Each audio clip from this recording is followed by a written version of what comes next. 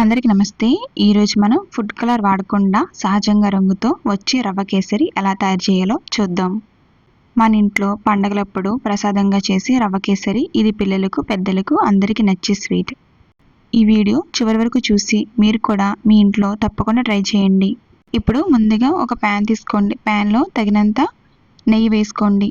నెయ్యి కొంచెం హీట్ ఎక్కిన తర్వాత కిస్మిస్, జీడిపప్పు వేసి లైట్గా ఫ్రై చేయండి. ఈ జీడిపప్పు కిస్మిస్ని లో ఫ్లేమ్లోని ఫ్రై చేయాలి. ఇలా ఫ్రై చేసిన తర్వాత ఇప్పుడు ఇలా ఫ్రై అయిన తర్వాత ఒక చిన్న గ్లాస్ రవ్వ వేసుకోండి. నేనైతే ఇక్కడ చిన్న గ్లాస్ రవ్వ వేసుకుంటున్నాను. ఇప్పుడు ఈ రవ్వని సన్నని మంట పైన వేగించండి. ఇలా వేగిన తర్వాత ఇలా రవ్వ ఫ్రై అయిన తర్వాత ఒక గ్లాస్ వేడి నీళ్ళు వేసుకోండి. ఇలా వేడి నీళ్ళు వేసిన తర్వాత మీకు రుచికి సరిపడా షుగర్ వేసుకోండి. ఇలా షుగర్ వేసిన తర్వాత ఇలా బాగా మరిగిన నీటితోనే రవ్వ వేస్తే గడ్డలు పడవు, కేసరి మెత్తగా వస్తుంది. ఇలా వేసిన తర్వాత మూత పెట్టి ఒక 10 నిమిషాలు లో ఫ్లేమ్లో ఉడికించండి. ఇప్పుడు మూత తీసి రవ్వను ఎక్కడ ఉండలు లేకుండా కలుపుతూ ఉండండి.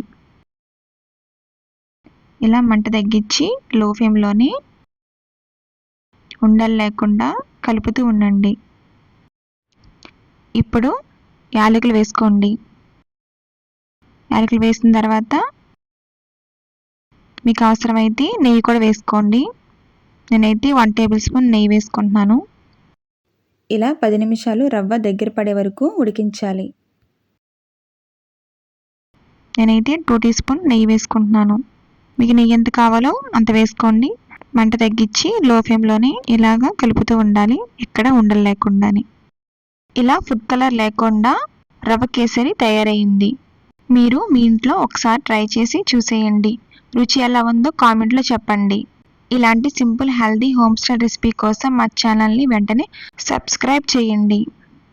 ఈ రవ్వ కేసరి రెసిపీ నచ్చినట్లయితే తప్పకుండా లైక్ చేయండి.